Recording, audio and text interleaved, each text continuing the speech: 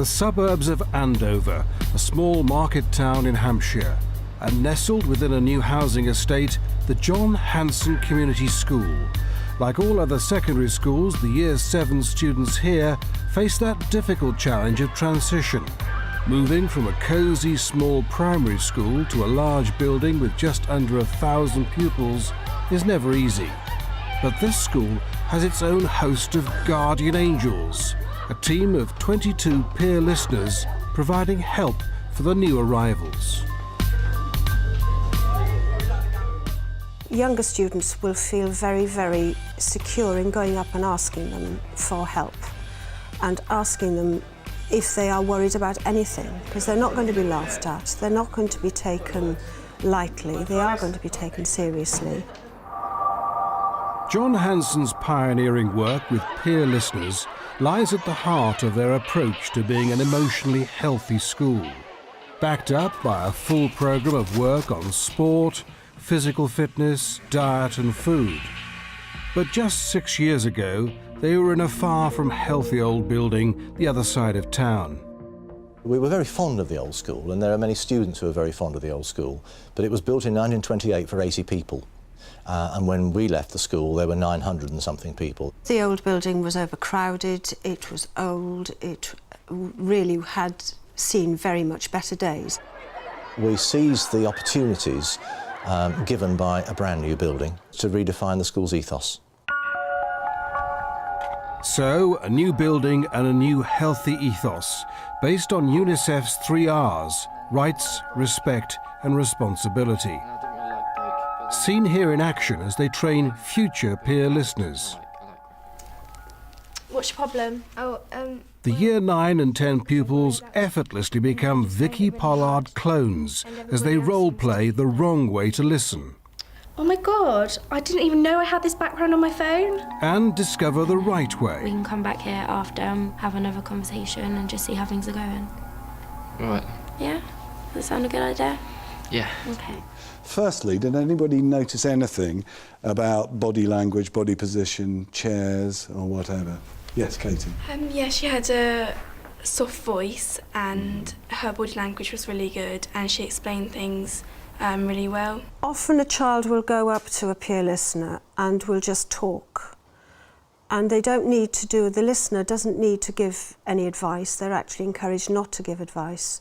I say that their role is just to listen and help the student come to their own decision. Hi everybody, we're peer listeners. This is Rosie, I'm Ruby and this is James. We're just going to be here for you if you've got any problems or worries throughout your time at John Hanson. Children have a huge capacity, given the opportunity, to be brave enough to explore things inside themselves that many adults won't face up to. I think the peer listeners are a good help because if you're like worried and then you can talk to them and they won't like shout at you or anything like that, they'll just take it in their stride and try and help you. I think it's good because if you get being bullied, like I was, you can tell them and they can do something about it.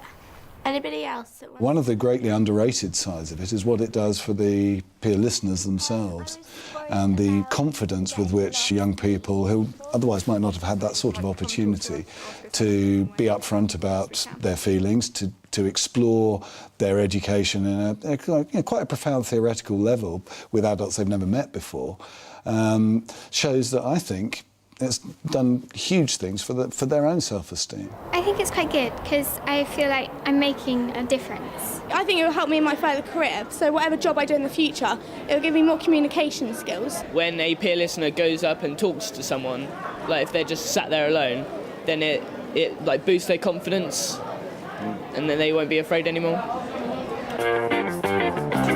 Listening to the students is also behind the latest initiative in the canteen. What we're wanting to do is to move the food that is served in the refectory forward so that we're actually giving more of a range of healthy options. But obviously the children have to buy it. So the students were given a questionnaire to find out exactly what they would like to eat. And surprisingly, the replies don't read like a fast food menu. I like to see more theme days, bigger portions. Different fruits daily, and maybe nicer sandwich fillings as well. It's good being asked what we like, and so we get a choice in what we get.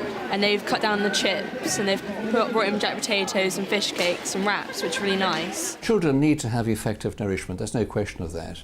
But come on, we're living in a very rich society. It's not a question of something versus nothing.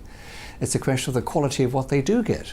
So I think there should be provided a range of opportunities for children to develop different tastes, different experiences. And of course the social context of eating is really important. I'm concerned to hear that many young children never sit around the family table for a family meal, yet this is all part of the social glue of our society.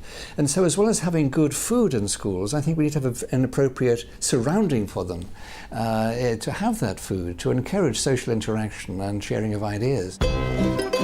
In food technology, they're sharing ideas about the canteen menu, dreaming up recipes for exotic and immensely healthy smoothies.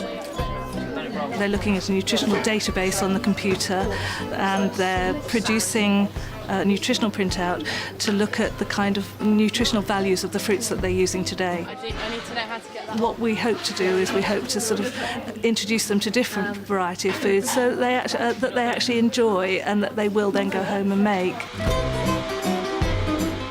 I think it's really good because you can learn lots of skills and what's good and bad about food. Boys didn't like cooking, but now I think they do. Everyone in here has such great ideas, and because we're kids, we know what kids like. Oh, I think it's really fun because we get to like experiment with different fruits and things like that.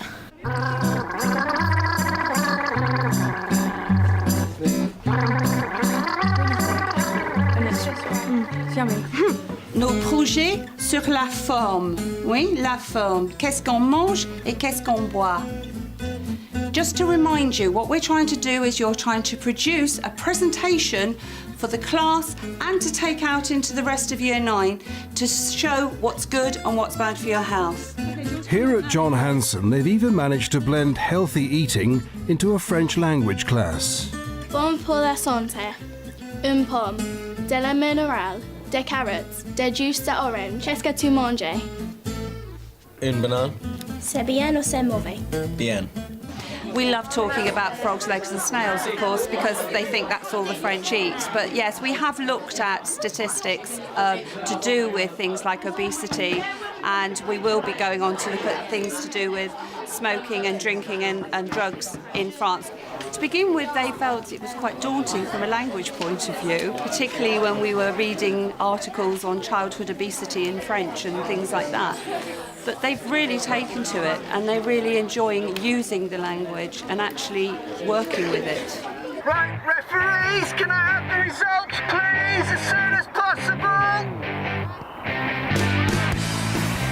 Sport plays a big part in the everyday life of John Hanson. After-school activities like this inter-tutor group rugby tournament attract big numbers.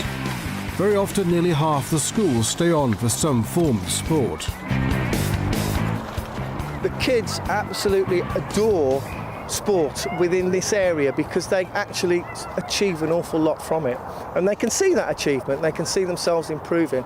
And in and around Andover, there isn't always the opportunity for them to pick something up as quickly as they can pick it up at school, in that they have the opportunity to do it after school or during school hours.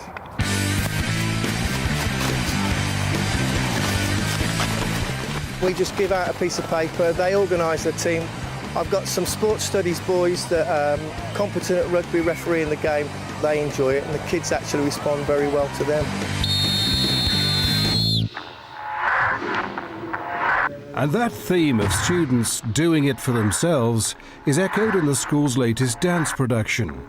The team here have choreographed and planned this routine entirely on their own.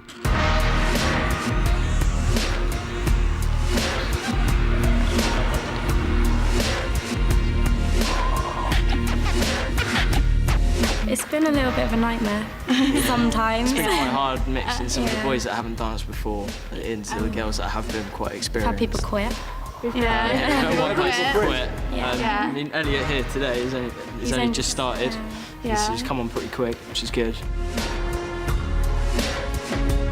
it's not just for girls, it's boys can do it as well. Yeah.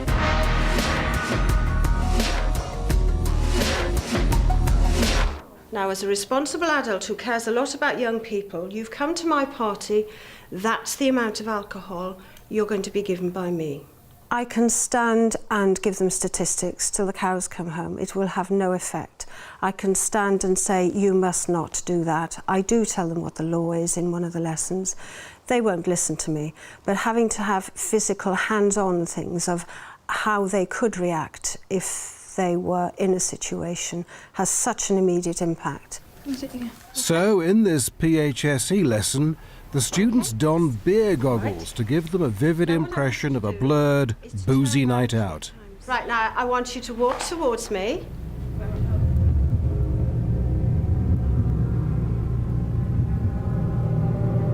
And I'm holding the key in my hand.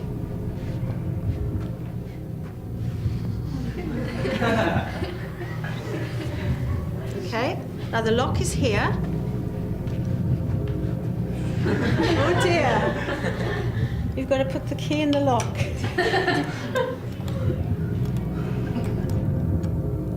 Oh, that's not it. She's going to be sleeping outside tonight. Ooh, that's well done. Good, thank you. How did that feel? Dizzy. It was really like disorientating. It felt like you were really, really dizzy and you couldn't see what you were doing at all. And the students are left in no doubt about the dangers of drink and unprotected sex with this final fumbled effort.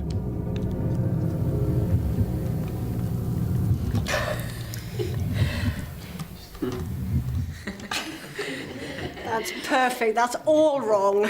That's brilliant. Well, I think, well, is it really worth getting drunk? It seems a bit silly if you can't do stuff like that, and it would endanger you and stuff. Since moving to this new building 6 years ago, John Hanson has boldly adopted a new healthy ethos, which confers rights, respect and responsibility upon their students. They are unashamedly evangelical about it. There are some head teachers who might watch this and might feel a bit cynical about what we've done and the time and effort we've put into this. I would argue that there's a huge bonus that comes in terms of the way in which students behave, in the way in which the students respect each other, and actually the way in which students start to engage in lessons. There's been a John Hanson school in Andover since 1569. And this year, Steve Evett, the school's 38th head teacher, will retire. And he's in no doubt what his particular legacy should be. If I'm leaving this school feeling proud about anything, it will very much be that sort of ethos that is now well and truly established in the school.